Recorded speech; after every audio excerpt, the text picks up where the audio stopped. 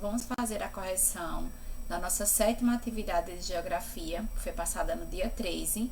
Embora nós já fizemos a nossa primeira avaliação, esse conteúdo aqui, a Europa, vai ser cobrado na 2ª unidade. Então, nós vimos um pouco sobre os aspectos físicos e vamos dar continuidade na nossa próxima atividade. Então, para isso, vocês precisariam ler um texto que eu mandei. Com esse texto aqui, vocês conseguiriam responder as questões. São 5 questões. Então, aqui fala o seguinte, né? Dos aspectos físicos da Europa. Então, no conjunto chamado de Velho Mundo, quem é que vai compor o Velho Mundo? A Eurásia, a África e a Europa. Nós vamos ver posteriormente que a América vai ser chamada de Novo Mundo e a Oceania, ela vai ser chamada de Novíssimo Mundo. Então, no Velho Mundo, nós temos a Eurásia, a África, né? Aí, no caso, a Eurásia, ela é formada pela Europa e a Ásia, ok? Então, ela é uma península. Essa Europa aqui é uma península da Ásia. O que quer dizer?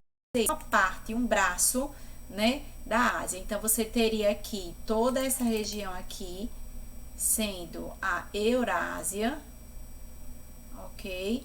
Aí, nesse caso aqui, gente, teríamos uma outra parte que corresponderia à Ásia, que não está representado nesse mapa, já que ele é da Europa. Então, essa parte aqui da Europa seria um braço da Ásia, por isso que ela é chamada de uma península da Ásia.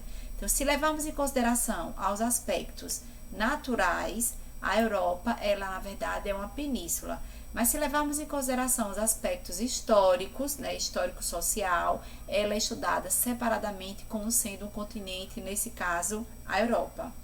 E devido também à sua importância, né, que ela desenvolveu uma cultura muito diferente em relação à Ásia e à África. A cultura europeia, ela é ocidental, baseada no alfabeto latino. A gente vai precisar disso daqui a pouco nas questões. Aí nós temos aqui a extensão territorial de 10 milhões, né, 500 mil quilômetros quadrados de extensão. E conta com aproximadamente 743 milhões de habitantes.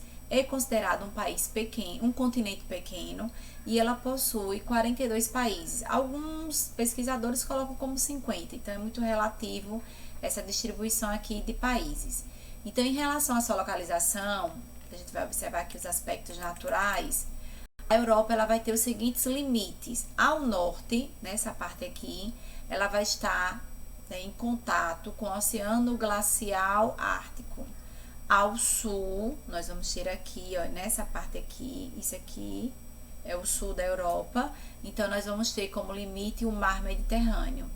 A oeste, que é esse lado esquerdo aqui, nós vamos ter o Oceano Atlântico, tá vendo? Oeste, Oceano Atlântico, além de alguns mares, golfos e canais.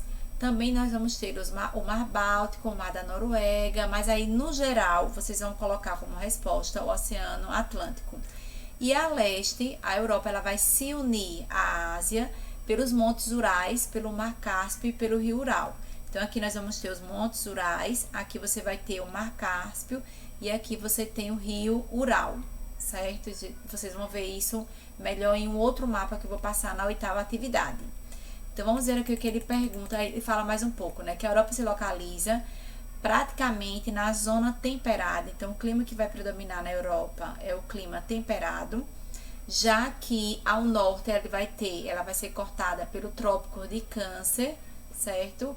E ao sul, ela ao norte, ela tem o Trópico de Câncer e mais ao norte, mais ao extremo norte, você vai ter o Círculo Polar Ártico. Então, por esse motivo, o continente que predomina, nesse continente vai predominar o clima temperado, porque vai estar numa área que vai estar entre o círculo e o trópico. Nesse caso, temperado do norte, ok? E aí ele coloca aqui também que vai existir, né, ainda sobre os climas, eles são úmidos na parte litorânea e a oeste mais seco. Então, vamos ver aqui o que ele coloca. Do ponto de vista físico, não sociocultural, a Europa é apenas o quê? Uma península da Ásia, certo? Então, a resposta correta seria península. Segunda, do ponto de vista histórico-social ou histórico-cultural, ela na verdade é um continente, certo? Então a resposta correta da segunda seria continente.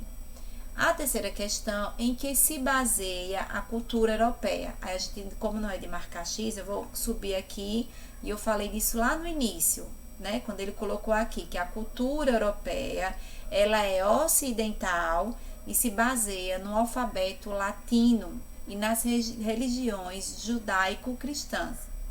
Além disso, pode complementar e na ideia de progresso e desenvolvimento material. Então, vocês poderiam colocar essa parte aqui. A cultura europeia é ocidental, baseada no alfabeto latino, nas religiões judaico-cristãs e na ideia de progresso e desenvolvimento material. Essa seria a resposta da terceira questão.